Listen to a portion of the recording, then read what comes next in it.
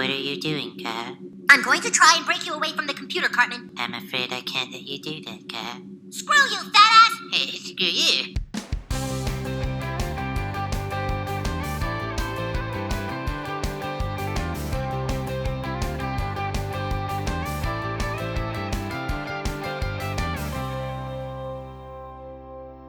Hi everyone, I'm Luke Hector and you're watching The Broken Meeple. This is a YouTube channel about board games where I give reviews, top 10s and my honest opinions, regardless of the consequences. We'll get on with the show in just a minute, but first a quick word from my sponsor. As a fellow gamer, you'll understand this is unacceptable. The solution? Head down to my new sponsor, kickstarter.co.uk. Kickstarter stocks many of the hot new releases as well as some old hidden gems. Free delivery on orders over £30, further discounts on bulk purchases, and even 5% of your spending refunded back to you as points to be used for further discounts down the line. If you use the referral link in the description below and sign up for a new account, you'll get 5% discount on your first order over £60. So let's make gaps in your collection a thing of the past. Get down to Kickstarter and start saving today. Thank you for listening and enjoy the rest of the video. Get on with it. So thanks to Kickstarter for the review copy of City of the Great Machine. This is an all versus one game, and this one has caught my attention because it's had some buzz at my local games club, but also a few content creators have also talked very highly of this game, maybe a little bit too highly from what I'm gathering, but still, it's got a lot of people liking it. Now, I like the idea of an all versus one. I've got games like Sniper Elite and that. However, they are very fundamentally hidden movement games, whereas this one is just partially, so that was a little concern. The other thing that concerned me is that this game had multiple modes. It's got a competitive, a co-op / solo mode as well. And usually when games throw in every mode in the kitchen sink, usually you find one of them isn't developed well enough and the others, work better. Had the same problem with Voidfall recently. I thought Voidfall worked fine as a solo and a co-op game, but I didn't think the competitive mode for Voidfall was particularly good. So, you're forced to play it in one way and you just feel like, well, could you have not just come up with one mode that was designed spectacularly rather than coming up with two modes and having one be kind of meh and one being decent enough? So I had to get stuck in and sort of see what this was like from all perspectives, and I have played both modes, and we'll see what's what. So to give a brief overview, you have a map consisting of these districts. These districts are laid out with specific rules, and in these districts there are servants for the Great Machine, who's basically the one on their own, and you have your heroes that are going up against it in all versus one. Each of these locations has little guards which can hinder your movement, make stuff more expensive for you, impede your actions, that kind of thing, and the servants can perform sort of major actions for the machine as the game goes on. But the premise of each round is that the heroes will select in secret, while conferring with each other, an access card which basically allows them to move to specific locations on the map, of which the locations do different actions. What the Great Machine is effectively doing is trying to figure out which locations are likely to go to and hinder their progress. Now this can be done by raiding, by actually trying to capture the heroes, but for the most part it's mainly done by shifting these little guards around to such an extent that they make the costs of the actions that these heroes wants to do in those locations as expensive as possible so they don't get much done. At the same time, the City of the Great Machine is trying to advance the master plan, which is effectively this big sort of dial that goes around the edge of this clock face, which is a really cool component. I do like this. But as soon as they get it to 12, they win. That's the game. What the heroes are trying to do is incite free riots, and they can do that by increasing discontent as high as it can on here, but also by flipping over the citizen tokens in each region, and the citizen tokens become active as the game goes on, and what they're trying to do is basically incite a riot so that the citizens are on the revolutionary side. So they kind of citizens exceed guards is kind of like the rough formula for how it works. If they can initiate free riots before the master plan goes forth, they win. If the master plan gets to 12, the Great Machine wins. Watch what happens when I turn off the Wi-Fi. Now this has some similarities to all versus one games where, the heroes band together to beat one person, but they're controlled by players. The closest thing I got from this though was a game called Not Alone. It's a small card game, but it has an all versus one aspect in there. But it's got the similar idea that both sides are trying to advance markers to a particular point. They're trying to get to a certain win condition, but the person on their own is trying to figure out where the others are going so that they can kind of nab them. In Not Alone, you're an alien, you're trying trying to chomp down basically on the astronauts, and you're trying to figure out whether some went to the cave, whether some went to the river or whatever, and by doing so you hinder their progress and they're trying to escape you. With this one it's kind of similar. You can raid the locations where you think the heroes are going to be, and it certainly does help you advance your master plan, but even if you don't want to raid, you can at least think, well, if you're going to the commerce district there, I'll move some guards over there. There you go, and then that makes your life harder. So both have got that similar aspect. Of course, one is a much smaller, quicker game than this is. This has definitely got a bit more meat to it, and is not the heaviest game in the world, but there's definitely more going on here than that Not Alone one. So production quality side, yeah, very good, pretty much all round here. The insert is fine. It's not the best insert in the world. There's no real rhyme or reason why some of the cubby holes are as they are. The cards store fine, although I wish that there was more ways to separate the solo co-op mode stuff from the competitive stuff, because there isn't really enough cubby holes for you to be able to do that. The miniatures, they take up a small slide and then reveal the token trays underneath, although what's more annoying with this insert is that nothing apart from this miniature tray detaches. So you can't take out a tray from here to use for these trust tokens. You have to have this entire thing near you, or just take everything out with your fingers, which gets really annoying, and put them out. I've seen better inserts, but I have seen worse. But other than that though, you've got cool little guard wooden pieces. The miniatures are pretty cool, and you only have so many of them because you only need so many of them. I love this clock, multi-piece design clock, which tracks your discontent and the master plan. I do love having this near me. You don't interact with it a ton apart from just moving it every now and again, but it is just cool to see it. It really fits the whole theme of City of the Great Machine. And one thing that I really noticed is that there's not a huge amount of table space required. I thought when I built the map I was going to have to I got to find the space for this clock and all the cards and 8 of these, and I thought, where am I going to put all this stuff? I set it up on a pretty smallish table, and the players don't need a lot of space in front of them apart from a player card. Everything else can go on it, basically. The City of the Great Machine can put this clock wherever is convenient, and other than that, they just have a few tokens themselves. It's surprising how little space this game takes up when you think it's going to take up a lot more. And kudos, it's about time games didn't take up the entire table or the entire game cafe when you tried to play them. Please excuse the crudity of this model. I didn't have time to build it to scale or to paint it. The co-op and solo mode, out of these two modes, is definitely my preferred way to play. More on the competitive mode later, but the solo mode, which is mainly catered for in the reference guide, is a pretty solid way to play this, and probably my recommended way you get this game. It plays out exactly the same. You just control all the heroes, or you give them amongst the players. So the mode is exactly the same depending on how many players you have. But basically what happens is then the machine is controlled with AI cards. So with the, you have events that flip over each round in both versions to give you effects and what to aim for. But the idea is that the machine uses these movement cards for the servants, and so you don't necessarily know whether the servant's going to come a particular way or stay where it is, or home in on you. So that little uncertainty factor is there in, so you can't predict it entirely. But you're still doing essentially what you do in the multiplayer game, except you don't need the player to play the machine. You all band together. And what this does primarily is that it keeps everybody on the same playing field, because for reasons I'll get into in a bit more detail later, in the competitive mode, balance is a bit of an issue, whereas in the co-op mode, even if you've got new players, the other players who know what they're doing can help them out. And there'll be possibilities of alpha gaming. It can happen in a co-op mode because you kind of have the information in front of you in terms of what access cards people can use.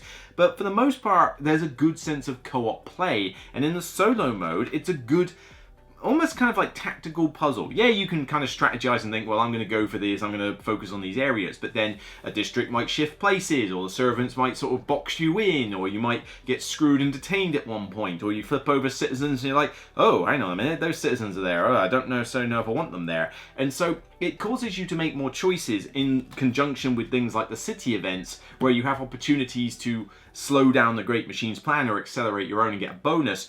Those opportunities present themselves quite nicely in the solo co-op mode, and definitely it's my preferred way to play. The solo co-op mode also has mission card sets, and there's a few of these, I think 4 different mission card sets, and they do change up the game from a basic competitive mode, because the competitive mode just doesn't have them. These don't exist in that one. But the idea with the mission cards is that they give you kind of like these, almost not really much of a story, but kind of like these goals to aim for. You can't just make free riots like you can in the competitive version, you have to do these missions in order to be able to do the riots. And for example, like, you know, the first set here, you have to get one of the servants onto a space and deactivate it, so that you're basically trying to get his little implant. And then later on, you're trying to learn the weaknesses of them. And, you know, on the third one, I don't want to spoil, but basically each mission will change up how you play each game, and the sets of missions are very different. It's a cool addition, which is kind of weird that you don't get it in all the modes, but I like the fact that you can differentiate the game to some extent. The game also isn't that long, actually. It's only about 2 hours to play for a competitive game once people know what they're doing. The first round or two might take a while, but once you get the rules down, it's actually pretty smooth and fairly quick. A solo game, once you know what you're doing, is probably a good 90 minutes or so, 2 hours tops, mainly because you'll be doing a lot of thinking on your turn and planning out the 3 different heroes, but you could probably get, most games of this done in 2 hours, and that's a pretty good length overall compared to a lot of games. Now, for reasons we'll get onto certain, that 2 hours might still be a little long in some respects, but for the most part, it's good that this doesn't, like, sprawl out to 3 hours or some ridiculous time like that. Now, there's certainly a few negatives for this game. First one, the randomness factor is pretty high, and it can be quite crippling to lose on an element of randomness, because you only have a maximum of 13 rounds before the final countdown starts, which basically keeps accelerating the game at that point. But typically, you won't even reach the countdown. Somebody will win by then. But the idea is that if you make a mistake, you only get one action on your turn, which is none of that, really. You get to move, and you get to do one action. That's it. And as the opponent in competitive mode, a great machine, you get to do as many actions as you like, but the problem is that it costs bonds, which is like the flip side of this token, and there's so few bonds for you to work with that you really can't achieve a lot as the machine. So to lose to any, to have a hindrance by pure randomness hurts. Where's this randomness? Well, the city event that comes up most of the time benefits the heroes, but it could sometimes not. They usually have things like the master plan will advance if this happens, and the timing of this can just be really inconvenient for the great machine at the best of times. Or the bonus action it gives the heroes, can be just devastating. I spend all my time trying to draw directives and play them, haha, and you can't come to the Tower of Law right now, so they're safe on the table. Next city event flips over and says heroes can kill one of your directives at any location for a certain trust. Seriously? I mean, I've spent all that time doing that, and then the city event just basically nerfs what I did in the last turn. On top of that, the dice. If your heroes can't afford to move to places, they roll this die, and they could get detained, but for the most part, they'll succeed, because there's more success and failures on here. And if you roll more successes on here, then, well, that hurts the great machine.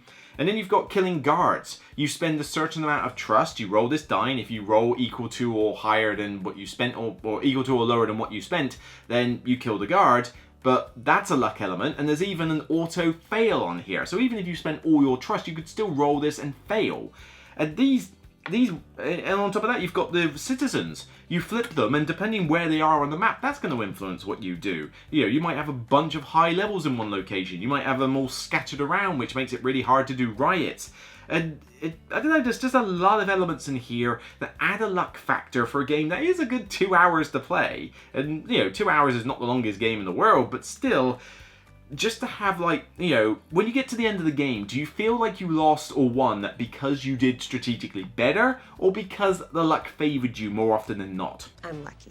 That's not a superpower. Yeah, it is. No, it isn't. Yes, it is. No, it isn't. Yeah, it is. No, it isn't. The competitive mode, though, is where this game falls apart quite a bit, though, because my games of co-op and solo have been much more pleasurable than the competitive ones, particularly the first competitive one I did. I mean, that one I almost wanted to hate the game until I played it a little bit more, and then it's like, okay, alright, so not too bad, but still, there are some issues. The competitive game is 1 versus up to 3 players. Okay, fine. But the heroes feel like they have more to do, more fun to be had than the machine does. The machine doesn't do a lot. It really doesn't do a lot, because for the most part, the machine's actions are to move the little orange guards and to move the servants. They use bonds as a currency to do it, much like the heroes use trust, but you get so few bonds until late in the game. I mean, at the start of the game, you barely get 6 bonds, 7 if you like, and every movement of a servant costs 2 bonds. Every action they do costs 2 bonds. Every guard you move is a bond. So 6 or 7 is not a lot to achieve a lot on your turn in an entire round. You know, yeah, the heroes may only get like, 4 trust, 5 trust. They usually end up with 7 or 8. They usually end up with quite a bit of it. And their stuff costs actions as well based on the number of guards that are there. But there's 3 of them. As a team, they are achieving a lot more than you are doing as the machine. And so by the time you get to the end of the 2 hours, you kind of feel like you didn't really do a lot. Most of the stuff you do is, like, in terms of the fun aspects, is trying to figure out, all right, where did the opponents go this time? But you have, like, I think 8 or 9 districts on this table. There's a lot of options for the heroes to do. Trying to pinpoint them down in raids is very, very difficult for anybody who hasn't played this game about 20 times. And this brings on to the problem of balance. In a co-op mode, everybody's on the same playing field. Everybody can, even if they're new to the game, other players can help them and you're still talking with each other. But in this competitive mode, the balance is really, really delicate here. If you have players who are new to this game in the competitive mode, it's gonna cause problems. Certainly with the hero side, it will cause some problems, but a newbie machine character might as well not even play the game. You will not win. It just isn't going to happen. You have to play in a certain way as the machine. It gives you choices. Like every time you detain a hero, you can, take all their trusts and that. All right, okay, you could make them finish their turn and take away their access card so they can't go to that location anymore. Okay, cool. Or you can advance your master plan. 99% of the time, you should advance the master plan. So why are you giving me free options when pretty much you should always do the master plan option? And go on Board Game Geek and look up the tactics that people put in there. All of them say advance the master plan. So you have the illusion of choice, but really you're kind of playing the motions with it. And so you don't get a lot to achieve on your turn. You can't do a lot with your servants. I mean, you've got these free servants and you're given all these actions that they can do, but you can do so little with these things. Players tell you, oh, don't think of these as your mighty warlords. They're just another thing you can use. But, you give me all these actions, you give me these free people, at least give me something to do with them that's meaningful. So most of your turn is moving these little orange guards around. Does that sound fun to you? Is that what you want for your 2 hours? Just basically to grab a bunch of guards and just go... and that's it? Really? The machine player just doesn't feel as fun. I always want to play the hero. I never really want to play the machine. And frankly, the fact that the balance is so off kilter. Yes, I get that there are strategic ways to play the game and there's tactics you can use, but new players aren't going to know this. It's not going to happen. You can't explain this kind of stuff to them. So unless you have got 4 players who are going to enjoy this game and play it regularly and play it in that same group, the competitive mode just doesn't really work for me. And it's easily, if this was just the competitive mode, I wouldn't recommend this game at all. I would actually give it quite a negative rating, in fact. It's really propped up a lot by the other mode. This is why Superman works alone. The other aspect, though, with these tokens becomes a problem, because in the co-op solo mode, if you flip them over, they stay flipped. But in the competitive mode, you have to flip them over, look at them in secret, show everybody else, and then put them back down. And then you indicate that they're revealed, but unless you've got an eidetic memory, you have to constantly be like...